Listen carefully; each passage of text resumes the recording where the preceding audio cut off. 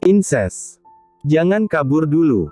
Aira mengejar seekor kucing berbulu abu-abu yang dipanggil Inses. Sejak beberapa hari silam resmi menjadi anggota keluarga baru, kehadirannya serupa adik kecil untuk Aira yang memang menginginkan adik bayi. Inses. Harus bedakan dulu sebelum keluar. Teriak Aira, berlari mengelilingi ruang tengah untuk mengejar Inses yang tak mau berhenti bergerak. Aira mengembuskan napas, kemudian menggulung lengan ke meja sambil memanyunkan bibirnya. Menirukan Kara yang sering uring-uringan karena Kai sulit dimandikan. Dede, biarin Inses main sendiri. Jangan dikejar-kejar terus, ucap Kara yang sedang memotong buah-buahan. Aira menghentikan langkahnya, lalu menatap ke arah dapur, kan Inses harus bedakan dulu sebelum keluar, Mami. Nggak perlu bedakan segala, Inses kan kucing. Biar wajahnya putih seperti tepung. Kara tak dapat menahan tawanya setelah mendengar celotehan Aira. Setelah itu, Aira kembali mengejar Inses. Meskipun lelah, gadis kecil itu tak mau menyerah begitu saja. Daripada ngejar Inses, lebih baik Dede panggil abang, kata Kara sambil memasukkan buah-buahan ke dalam blender. Abang lagi main sama Sustin, jawab Aira sambil menunjuk pintu kaca yang menghubungkan ruang tengah dengan backyard. Iya, panggil ke sini. Mami lagi bikin jus. Oke, Mami. Setelah itu, Aira berjalan menuju backyard untuk memanggil Kai yang sedang asyik bermain mobil-mobilan. Kara tersenyum, kemudian mengambil 4 buah gelas dari rak, meletakkannya di atas kitchen island. Di siang hari yang terik ini, menikmati jus adalah pilihan yang paling tepat untuk mendinginkan tubuh. Tak berselang lama, Aidan pulang. Laki-laki itu pergi ke studio sejak tadi pagi, perlu membuat kerangka untuk proyek terbaru. Kirain mau di studio sampai sore, kata Kara. Kerangkanya udah selesai, besok tinggal bikin cetakan, ucap Aidan sambil berjalan menuju dapur, tangan kanannya menenteng sebuah paper bag berukuran besar. Aku bawa cat air, bisa dipakai buat main sama anak-anak. Oh, anak-anak pasti suka. Iya, udah lama nggak ngajarin anak-anak menggambar. Kara mengangguk, kemudian mematikan blender. Menuangkan jus ke dalam 4 buah gelas. Sementara itu, Aidan membuka kulkas untuk mencari camilan. Masih ada sisa cheesecake dan mochi dari Mama Sora. Kamu mau cheesecake atau mochi? Tanya Aidan. Mochi, jawab Kara. Akhirnya Aidan mengambil sebuah piring kecil sebagai wadah mochi, setelah itu membawanya menuju ruang tengah agar bisa dimakan bersama anak-anak. Kara mengikuti di belakang, membawa penampan berisi 4 gelas jus. Beberapa detik kemudian, Kai dan Aira masuk ke dalam rumah. Dedi, teriak Aira, kemudian berlari menghampiri Aidan. Aidan merentangkan kedua tangannya, menyambut Aira ke dalam pelukan hangatnya. Insesnya mana? Tanya Aidan sambil mendudukkan Aira di atas pangkuannya. Inses kabur, nggak mau bedakan, jawab Aira dengan suara khasnya yang sangat menggemaskan. Aidan terkekeh pelan, lalu mendaratkan kecupan di pipi tembam Aira yang menyerupai mochi. Kara mengangkat tubuh Inses, meletakkannya di atas pangkuan agar bisa diusap-usap. Kucing berbulu abu-abu yang baru berusia 2 bulan itu terlihat sangat nyaman berada di atas pangkuan Kara. Abang dan Dede jangan nakal ya sama Inses. Harus disayang-sayang, biar Inses betah tinggal di sini, ucap Kara.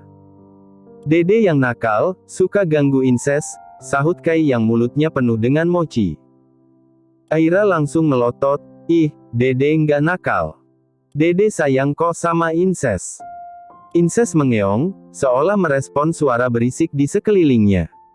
Inses bisa beradaptasi dengan baik di rumah barunya, suka berbaring di atas karpet bulu dan bersembunyi di antara pot tanaman hias. Tingkahnya lucu sekali. Aidan dan Kara merasa bahwa memelihara kucing bisa memberikan banyak manfaat, seperti mengajari anak-anak agar lebih menyayangi binatang dan memperlakukan mereka dengan lembut. Mami, nanti kita beli baju buat Inses, ya? Biar nggak telanjang terus seperti abang, celetuk Aira. Kai mengerjapkan mata, kemudian menatap tubuhnya sendiri yang ditutupi pakaian. Abang nggak telanjang, kok? Ya, saat ini memang tidak telanjang, tapi suka membuka bajunya secara tiba-tiba dan berkeliaran di seisi rumah tanpa mengenakan apa-apa. Iya, kapan-kapan kita beli baju buat Inses, ucap Kara sembari mengangkat gelas untuk meminum jusnya. Yeay. Nanti Dede cari baju motif macan tutul buat Inses, sahut Aira dengan kedua matanya yang berbinar-binar. Inses kan kucing, masa bajunya motif macan tutul? Balas Kai. Aira terdiam selama beberapa saat, sebab apa yang diucapkan oleh Kai memang benar. Bukankah akan terlihat aneh kalau kucing memakai baju bermotif macan tutul? Seperti sedang berkamuflase. Aidan tertawa saat mendengarkan celotehan anak-anaknya yang sangat menggemaskan. Rasanya menyenangkan bisa quality time di rumah saat akhir pekan, meskipun yang mereka lakukan hanya duduk bersama di ruang tengah sambil menikmati minuman dan camilan. Dedi bawa cat air, ucap Aidan sambil menunjuk paper bag berisi cat air, kuas, dan palet. Aira bertepuk tangan, Dedi mau mengajari Dede melukis. Iya. Nanti kita coba bikin lukisan daun dan bunga. Gimana? Dede suka, kan? Suka. Dede kan suka bunga. Aidan mengecup puncak kepala Aira, lalu mengalihkan pandangan pada Kai. Menunggu reaksi dari si sulung. Cat air bisa dimakan? Tanya Kai. No. Nggak boleh dimakan, jawab Aidan dengan cepat. Siapa sangka kalau pertanyaan yang dilontarkan oleh Kai akan nyeleneh seperti itu. Abang nggak mau melukis, mau main sepeda aja. Kenapa? Abang nggak suka menggambar. Kai menganggukkan kepala. Ia memang tidak terlalu suka menggambar, lebih suka bermain di luar ruangan. Kara berdeham, kemudian berkata, kayaknya anak kita nggak tertarik terjun ke dunia seni. Masih terlalu dini buat menyimpulkan, sahut Aidan, mencoba untuk positive thinking. Siapa tahu kalau udah besar mereka pengen jadi seniman. Kara tertawa kecil, lalu membiarkan Inses turun dari pangkuannya. Kucing itu langsung berlari ke arah jendela, ingin berbaring di atas keset. By the way, Alea belum pulang? Tanya Aidan beberapa saat kemudian. Belum. Dia udah ngirim berkas pendaftaran dan video, tinggal nunggu pengumuman seleksi awal. Makanya beberapa hari belakangan jadwal latihannya tambah padat, buat persiapan seandainya lolos seleksi tahap pertama dan harus pergi ke New York buat audisi, jelas Kara. Nantinya kamu mau ikut ke New York? Of course. Aku nggak mungkin biarin Alea pergi ke sana sendirian. Nggak apa-apa kan kalau perginya cuma berdua. Awal tahun aku agak sibuk, ada festival di kampus. It's okay. Kamu stay di rumah aja sama anak-anak, biar aku yang nemenin Alea. Jadwal audisinya masih cukup lama, tapi Aidan dan Kara sudah mulai bersiap-siap. Mereka mendukung cita-cita Alea untuk menjadi penari balet profesional. Memang lebih baik melanjutkan pendidikan di luar negeri, setelah itu bisa memulai karir di sana. Mas Arka dan Mbak Natia bersedia ngurus tuition fee, jadi nanti kita berdua bagian ngirim uang bulanan buat makan dan biaya asrama, jelas Kara. Aidan mengangguk. Emang harus disiapin dari sekarang. Semoga semuanya lancar. Sebagai keluarga, kita cuma bisa ngasih support dan doa. Yang berusaha mati-matian ya Alea sendiri, sampai hari liburnya juga dipakai buat latihan. Perjuangan buat meraih cita-cita emang nggak selalu mulus, kadang-kadang ada rintangannya. Tapi, nggak apa-apa. Justru dari rintangan itu Alea bisa belajar banyak hal baru. Kara mengangguk, setuju dengan ucapan Aidan. Sesaat kemudian, ponsel Kara yang tergeletak di atas meja bergetar. Ada telepon baru dari nomor tak dikenal. Kara mengerutkan kening, akhirnya memutuskan untuk mengangkat telepon. Siapa tahu ada informasi penting yang harus ia dengar. Halo. Siapa? Ya. Tanya Kara tanpa basa-basi. Tante, ini Jevin, sahut seorang pemuda di seberang sana, nada bicaranya terdengar sedikit panik. Oh, ternyata Jevin. Kirain siapa? Bisa ke rumah sakit sekarang juga, Tante. Tadi Alea jatuh, terus langsung dibawa ke IGD. Kedua mata Kara membulat dengan sempurna. Kabar yang baru saja ia dengar benar-benar mengejutkan. Jantung Kara berdegup kencang ketika mendengar kata rumah sakit, panik luar biasa saat mendengar berita tentang Alea yang terluka. Aidan juga sama paniknya, tak menduga kalau hal semacam ini akan terjadi. Cedera ketika waktu audisi tinggal hitungan bulan bukanlah hal yang bagus. Efek nyeri yang dihasilkan pasti menyiksa, sehingga kaki akan sulit digerakkan dan perlu kontrol rutin untuk memastikan tidak ada peradangan. Setibanya di rumah sakit, Aidan dan Kara bertemu dengan dokter ortopedi yang memberi penjelasan perihal cedera di kaki kanan Alea. Dari hasil CT scan yang telah dilakukan, dapat diketahui kalau Alea mengalami Lisfranc fracture. Alea diberi obat pereda nyeri, kemudian dipindahkan ke kamar rawat agar kondisinya bisa dipantau selama beberapa hari ke depan. Kaki kanannya dibalut dengan gips sehingga sulit digerakkan dengan bebas. Hati Kara terasa nyeri, ia benar-benar tak menduga kalau Alea akan mengalami cedera saat sedang berjuang meraih mimpinya untuk menjadi penari balet profesional. Hasil seleksi tahap awal tinggal 4 minggu lagi, 2 bulan setelahnya harus berangkat ke New York untuk audisi. Sayangnya, kaki kanan Alea harus memakai gips sampai 6 minggu ke depan, setelah itu masih harus melewati fase pemulihan yang memakan waktu berbulan-bulan tergantung tingkat keparahan cedera. Kara mengusap wajahnya dengan kasar, kemudian berkata, "What should we do? Kita harus bilang apa ke Alea?" Aidan terdiam, sejujurnya ia juga tak tahu harus mengatakan apa. Kenapa jadi begini? Padahal tinggal selangkah lagi, gumam Kara, lalu menghela napas. Aku nggak tahu harus ngomong apa ke Alea, Mas. Dia pasti marah dan kecewa banget sama dirinya sendiri. Yang penting sekarang udah ditangani, fokus ke pemulihannya dulu, sahut Aidan, mencoba untuk tetap bersikap tenang. Siapapun tahu kalau kaki adalah aset yang paling berharga untuk seorang balerina. Cedera tak ada bedanya dengan mimpi buruk. Sebenarnya dari minggu lalu Alea kelihatan sering ngusap kaki kanannya, Tante. Kayak lagi kesakitan, tapi nggak pernah cerita, ucap Jevin yang masih berada di rumah sakit bersama Aidan dan Kara. Sekali lagi, Kara menghela napas. Jelas sekali kalau Alea mendorong dirinya sendiri hingga melampaui batas kesanggupannya, terus berlatih tanpa mengenal istirahat. Maaf, Tante. Aku harusnya ngasih tahu dari kemarin-kemarin, sambung Jevin. Kara menggeleng pelan, "No, jangan minta maaf. Tante justru berterima kasih sama kamu yang langsung bawa Alea ke rumah sakit." Jevin menundukkan kepala, merasa sedih dengan apa yang dialami oleh Alea. Udah sore, Vin. Sebaiknya kamu pulang dulu, besok pagi bisa jenguk ke sini lagi, ucap Kara sambil menepuk pundak Jevin dengan lembut.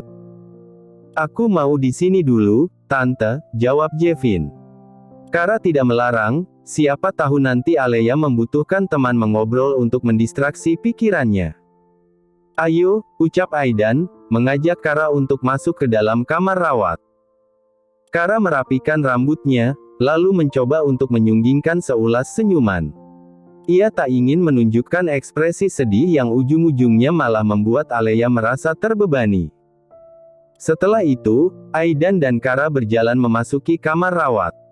Alea sedang berbaring di atas bed, menatap kaki kanannya yang dipasangi gips. Ada kesedihan yang jelas tergambar dari kedua matanya yang berkaca-kaca. Gadis itu kecewa dan marah dengan dirinya sendiri yang kurang hati-hati sehingga terjatuh dan berujung cedera. Kara mendekat ke arah bed dengan hati-hati. Masih sakit? Tanya Kara. Alea mengerjapkan mata, kemudian menggelengkan kepala. Rasa nyerinya memang sudah berkurang, tapi dadanya justru bergemuruh hebat. It's okay, ucap Kara, kemudian memberikan sebuah pelukan hangat untuk Alea. Dipasang gips dulu ya sampai sembuh. Rasanya emang kurang nyaman, tapi lebih baik begini dulu. Detik itu Alea ingin menangis, tapi memutuskan untuk menahan diri. Maaf, ucapnya dengan suara lirihnya. Kenapa minta maaf? You did nothing wrong, sahut Kara sambil mengusap punggung Alea dengan lembut. Aku nggak hati-hati, makanya begini. Semua orang bisa cedera, bahkan penari balet profesional sekalipun. Alea menelan ludah dengan susah payah, berbagai hal negatif mulai bermunculan di dalam kepalanya.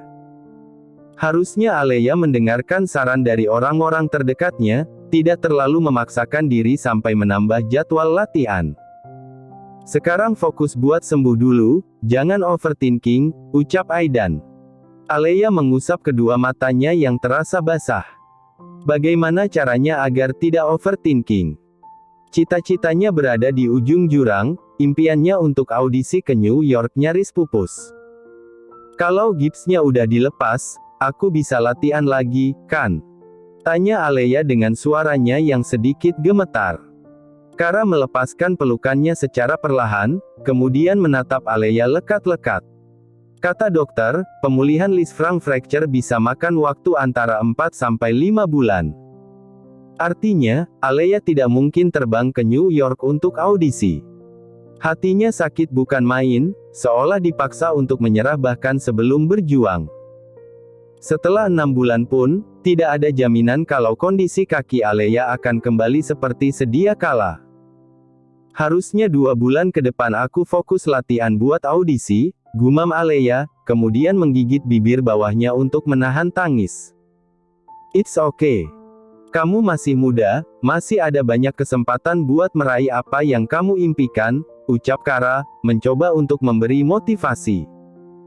Dicoba lagi ya tahun depan, sambil nunggu kaki kamu benar-benar sembuh.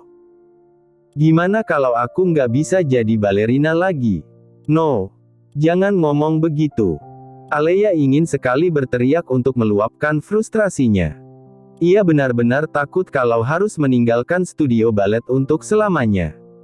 Usaha yang dikerahkan untuk sampai di titik ini tidak main-main, uang yang dikeluarkan untuk tes bahasa, menerjemahkan dokumen, dan sewa studio juga tidak sedikit.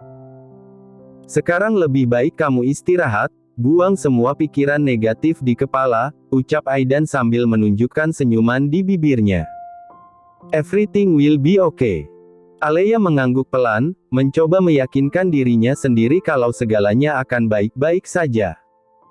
Gadis itu meremas selimut yang menutupi tubuhnya, lalu memaksakan diri untuk memejamkan kedua matanya. Oke, istirahat dulu, ucap Kara sambil merapikan posisi selimut. Nggak apa-apa kan kalau kami pulang sebentar buat ambil baju? Iya, nggak apa-apa, Mi. Aku mau sendirian dulu, sahut Alea dengan kedua matanya yang masih terpejam, sebab air mata telah menggenang. Kara mengerti kalau Alea membutuhkan sedikit ruang untuk meluapkan emosinya dengan leluasa. Nanti malam Mami nginep di sini, ucap Kara sambil mengusap kepala Alea, jangan khawatir. Mami bakal selalu ada di samping kamu. Alea kembali mengangguk. Setelah itu, Kara berjalan meninggalkan kamar rawat bersama Aidan. Mereka perlu pulang sebentar, mengambil pakaian ganti dan makanan. Setelah itu bisa bergantian berjaga di rumah sakit sampai nantinya dokter memperbolehkan pulang. Tante mau pulang sebentar buat ambil baju dan makanan. Titip Alea ya, kalau butuh sesuatu langsung telepon aja, ucap Kara. Baik, Tante, jawab Jevin yang saat ini masih berdiri di depan kamar rawat. Meskipun setiap langkah yang diambil terasa berat, akhirnya Aidan dan Kara pergi meninggalkan bangsal. Menyisakan Jevin yang masih berdiri di depan kamar rawat, diam-diam mendengarkan suara isakan dari dalam kamar. Pemuda itu tak bergerak atau mengatakan sesuatu, hanya diam di tempatnya sambil mendengarkan tangisan Alea.